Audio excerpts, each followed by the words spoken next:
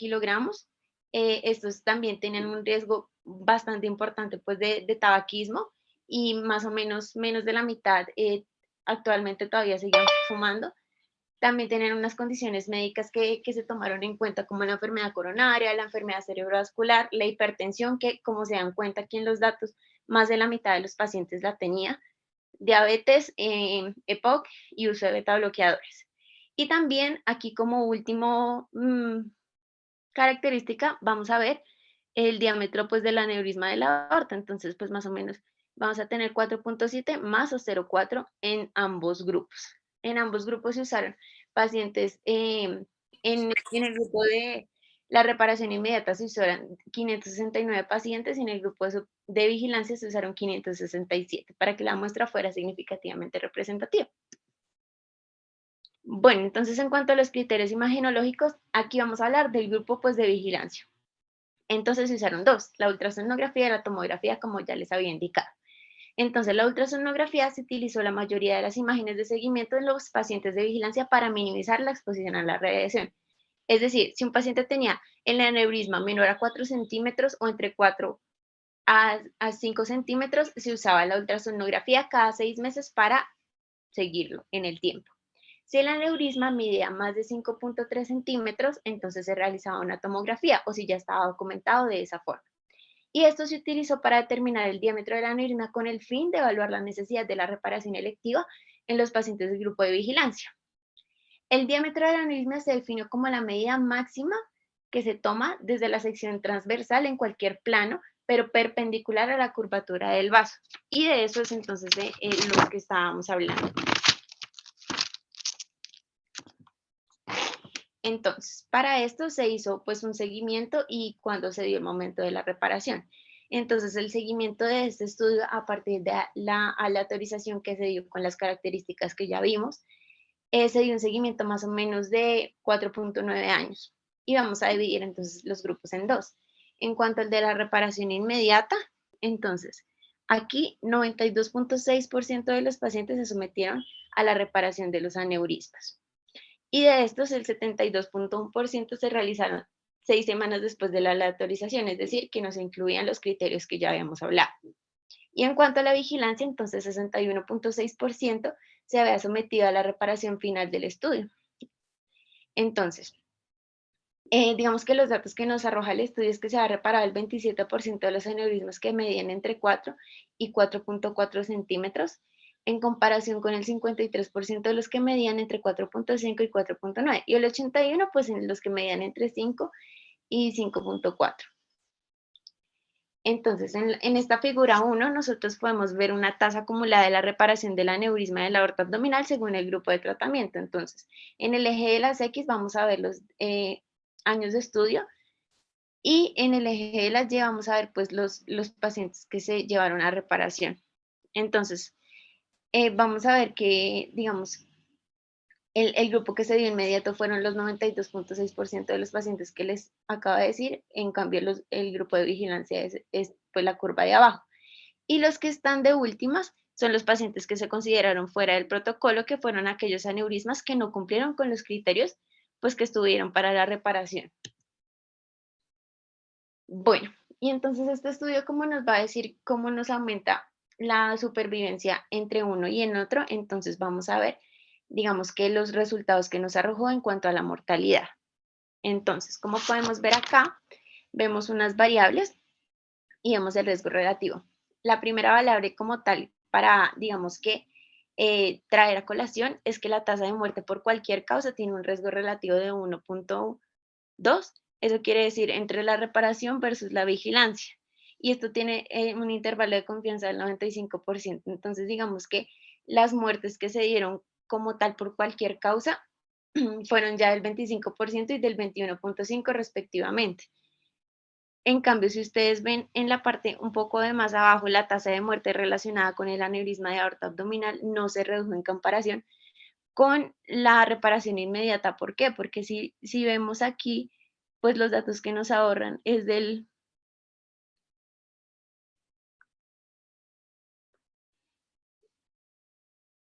¿Aló? Ya, Ay, qué disculpen que tristeza. se trabó un poquito. Entonces, lo que les decía es que la tasa de muerte relacionada pues con los aneurismas no se redujo en comparación con la relación inmediata, porque aquí vamos a ver que pues la tasa de muerte en cuanto a la ruptura de las mismas es de 0,4 o de 1,9%, entonces no es relativamente significativo. Y la mortalidad operatoria asociada con la reparación de los aneurismas de aorta abdominal no rotos fue del 2% en 30 días. Entonces, pues lo que podemos, digamos que concluir con esta tabla que les traje a colación es que las tendencias de supervivencia no favorecieron realmente la reparación inmediata en ninguno de los subgrupos que acabamos de especificar, definidos ni según la edad, ni el diámetro del aneurisma, y no hubo una interacción significativa con respecto a la mortalidad entre el grupo de tratamiento y la edad o el diámetro del aneurisma en la de autorización, pues que nos arrojó el estudio. Entonces, pues los datos, digamos, que tenemos a conclusión y para que nos llevemos a casa del estudio, es que en comparación con la vigilancia imagenológica, la estrategia de reparación inmediata no mejoró la tasa de supervivencia entre los pacientes con bajo riesgo quirúrgico que los que tenían aneurisma de la aorta abdominal entre 4 y 5,4 centímetros de diámetro. No se encontró un aumento de la mortalidad operatoria ni de la necesidad de reintervención cuando la reparación electiva se retrasó hasta que el diámetro del aneurisma fuera de 5,5 centímetros. La baja mortalidad asociada con la reparación de los aneurismas no rotos puede atribuirse tanto a la habilidad quirúrgica como a los criterios de inclusión que se usaron para este estudio. Y la razón más probable por la que la reparación inmediata no fue beneficiosa en nuestro estudio fue que la tasa de ruptura fue bastante baja, que fue de 0,6 por año. Entonces, pues, este era un artículo bastante corto, bastante conciso, pues, de los que les quería presentar, en donde, pues, vemos que, digamos que la reparación inmediata versus el seguimiento imagenológico no nos demostró aumento de la mortalidad ni de la supervivencia en los pacientes, pues, con aneurismas de aorta abdominal rotos. Y pues eso era lo que les quería mostrar básicamente. Muchas gracias por su atención. Muchas gracias, Valentina. Ahora en este momento vamos a dar espacio a las preguntas. Si quieren las pueden dejar por el chat o pueden abrir sus micrófonos.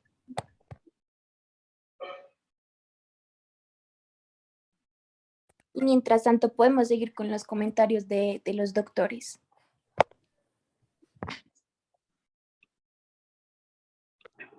Bueno, yo quiero felicitarte, Valentina. Realmente presentaste el artículo de una manera muy concreta, un análisis muy claro del tema. Es un tema un poco profundo porque, digamos, es un tema importante de discusión. No es un tema tan general, pero yo creo que es importante que todo el grupo conozca estos aspectos y lo valioso del artículo es que nada ha podido demostrar la indicación de operar aneurismas electivos menos de 5,5 centímetros porque el riesgo de ruptura para esta población ya fue determinado hace más de 20 años. Y realmente con la corrección quirúrgica de los pacientes de manera electiva, pues siempre ha existido la tendencia de que, ¿por qué no apenas tengamos el diagnóstico, corregirlo? Y este artículo deja clarísimo eso, que no hay ningún beneficio de corregir un aneurisma si no tiene un determinado tamaño. Y esa definición del tamaño, del diámetro del aneurisma, que es el diámetro mayor, como dijo Valentina, en cualquier parte, pues no ha cambiado, a pesar de que hemos hecho múltiples trabajos como estos, tratando de ver si se operan pacientes jóvenes o pacientes mayores o pacientes con factores de riesgo, o si definitivamente debemos esperar a tener la indicación de intervención. Eso lo ratifica este artículo y es que no hay ningún beneficio. Entonces es un tema muy importante y vamos a tener seguramente en el ejercicio de nuestra profesión pacientes a los que no se les ha ofrecido tratamiento y que tienen que estar en seguimiento. Muy importante lo que mencionas respecto a cómo se debe hacer el seguimiento dependiendo del tamaño. Entonces, los que estamos muy cerca a el tamaño que tiene indicación de intervención deben ser estudiados con una tomografía. Ese punto es importantísimo y tenemos que destacarlo. ¿Y por qué? Porque la ecografía comparada con la tomografía tiene hasta una diferencia de 0.5 de error. 0.5, o sea, un aneurisma de 5, llegar a 5.5 puede que el ultrasonido se equivoque en ese 0.5. En cambio, el estudio tomográfico es más objetivo, no es dependiente del observador y tiene más precisión. Entonces, por eso el estudio de seguimiento en los pacientes que tienen aneurismas que están muy cercanos a la indicación de intervención deben ser realizados con tomografía. Los que no están tan cercanos, pues nos podemos dar ese margen de 0.5. Es un tema también muy bonito, muy importante, de qué metodología utilizamos para hacer seguimiento a los aneurismas y definir cuándo los vamos a intervenir. Pues desde ese punto de vista me pareció bien importante este artículo. Creo que hay una gran oportunidad para todo el grupo de tocar esos dos aspectos. Estamos viendo la punta del iceberg de la cirugía vascular, pero digamos es el tema, como dijo Valentina, más controversial y es el que tiene que ver con los aneurismas de la aorta. Entonces este es otro punto. Ya hemos visto varios aspectos, el roto, el electivo. Ahora estamos en los que estamos viendo de manera preventiva, de hallazgo incidental, en un estudio se encontró un aneurisma y inmediatamente hacen el diagnóstico, pues el paciente lo envían a que sea valorado por el servicio de cirugía vascular y ahí tendremos que definir si lo operamos. Cuando mencionabas que se salía de los criterios de inclusión, no es porque no tuviera aneurisma, sino porque acuérdense que tenemos unos aneurismas que tienen indicación clara de intervención independiente del tamaño. Son los aneurismas saculares, son los aneurismas que están ocupando una parte de la pared de la aorta y en los cuales no nos podemos permitir que lleguen a tamaños de seguimiento como 5.5 porque se ha visto que se rompen mucho más temprano. Son aneurismas excéntricos, aneurismas que ocupan solamente un lado de la pared aórtica. Entonces, por eso algunos de esos se llevaron a cirugía y se excluyeron del seguimiento. Entonces, era otro aspecto importante, porque tampoco podemos quedarnos con la medida, porque si el aneurisma tiene características de ruptura más temprana, como los saculares, a diferencia de los aneurismas fusiformes. Yo quería hacer esos comentarios, espero que haya muchas preguntas, algunas observaciones sobre este tipo de estudios, la capacidad que tiene el estudio con estos números de hacer recomendaciones, pero lo que sí quería decirles es lo que es importante para el grupo, para los que estamos acá, que somos de diferentes niveles de complejidad en la formación.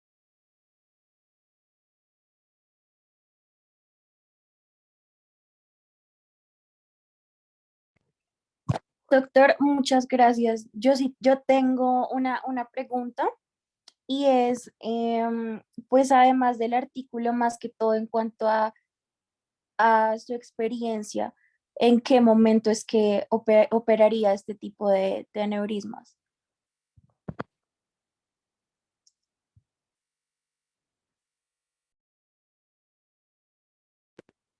Bueno, mira, definitivamente nosotros en el servicio, en la Fundación Cardioinfantil, nos basamos en las guías americanas.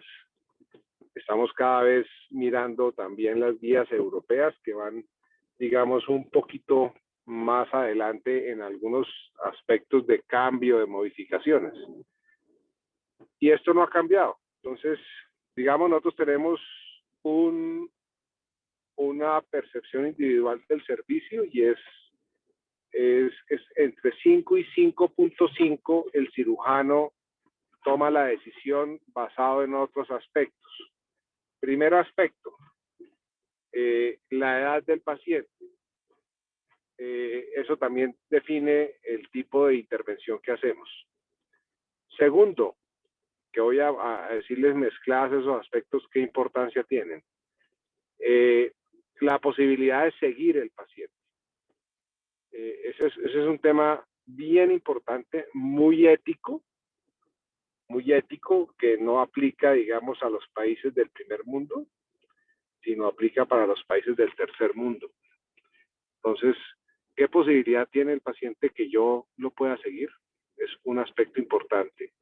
¿Qué tan lejos del centro urbano vive el paciente? Es otro aspecto muy importante. Porque eso es real. Nosotros recibimos pacientes de todo el país. Y cuando aparece un aneurisma de ese paciente, le consiguen avión, ambulancia, traslado. Entonces es muy preocupante que esa capacidad que tienen de enviarlo con ese diagnóstico, que es como la imagen de una bomba de tiempo, este paciente llega porque llega.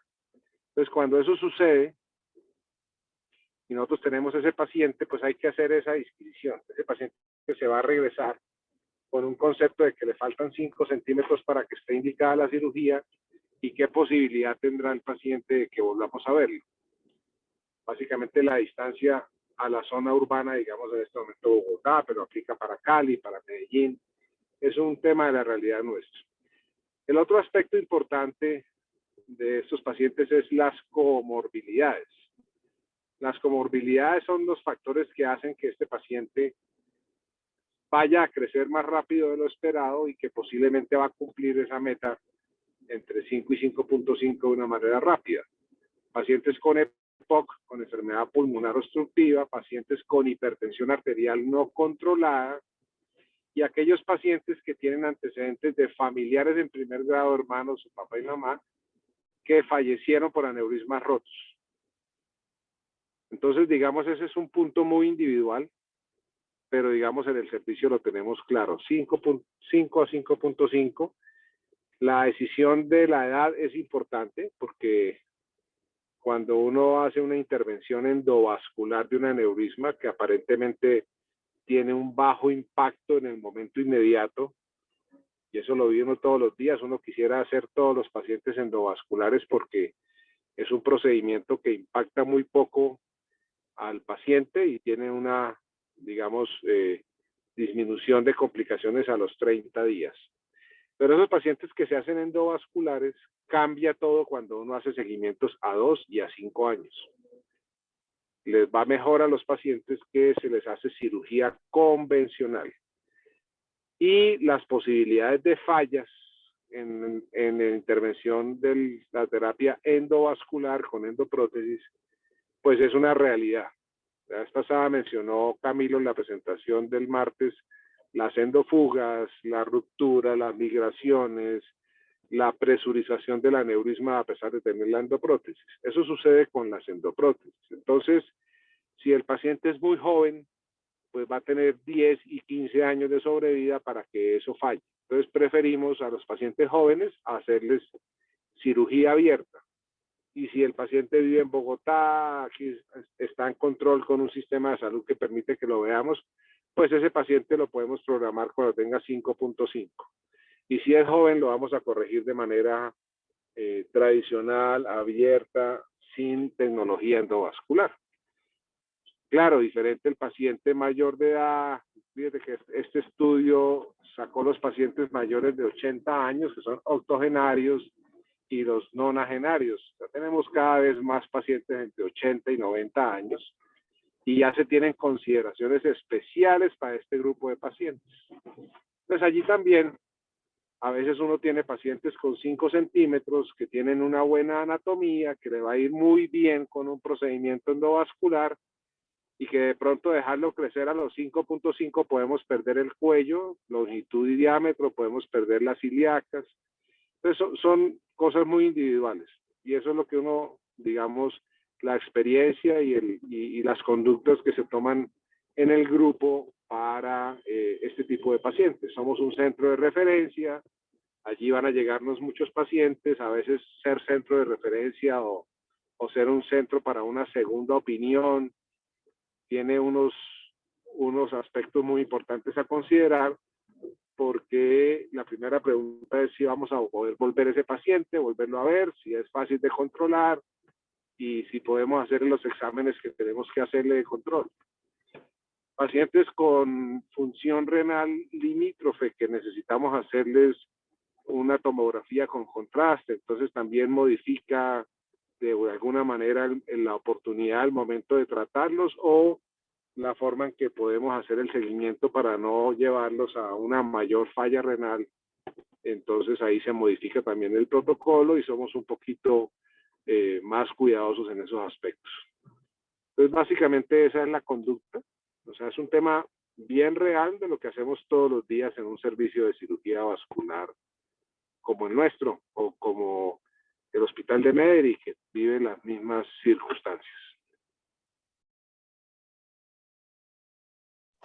Doctor, muchísimas gracias. Creo que no hay más preguntas en el chat, no veo nada por ahora. Entonces yo creo que dar cerrada la charla el día de hoy. Y muchas gracias, doctor, muchas gracias a todos los que asistieron y muchas gracias a la doctora Valentina. Muchas Muchas gracias a todos ustedes. Los invito a dejar la timidez y a hacer preguntas, porque nos estamos volviendo monótonos y monosílabos y monotemáticos, solamente unas personas. La importancia es que todos participemos para que preparen algunas preguntas, así les parezca, que puede ser muy sencillas, son importantes que nos las llevemos para la casa. Muchas gracias a todos, muy buena noche. Listo, doctor, sí, señor. Muchas gracias.